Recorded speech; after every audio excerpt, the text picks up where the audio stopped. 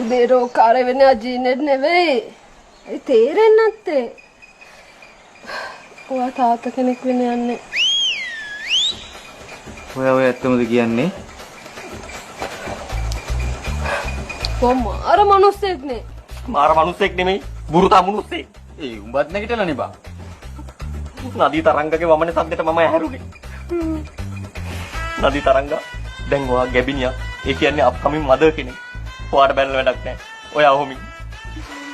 මොඩයා. ඉස්කෝලේ සෞඛ්‍ය මිස් ප්‍රජනනයේ පාඩම කරන වෙලාවේ ඒක කට් කරලා ගිහිල්ලා ඇල්ල වලේ නාපු එකේ ප්‍රතිපාක තමයි මේ. කොහෙද?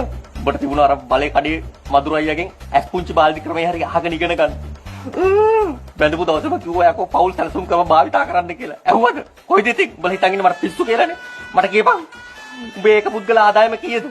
කියපන්. බින්දුවයි. එහෙම තියෙදි කොහොමද යකෝ දරුවල් හදන්නේ? මොඩයා. කමක් නැහැ.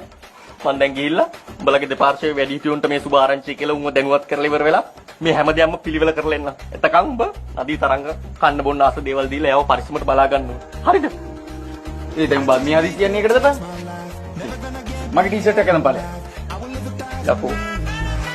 අරමුණක් නැතුව තිබ්බ මගේ ජීවිතේට දැන් අරමුණක් තියෙනවා. මම මගේ මුළු ජීවිතේම කැප කරලා උඹලගේ දරු කැටියව බලා ගන්නවා. මං දැන්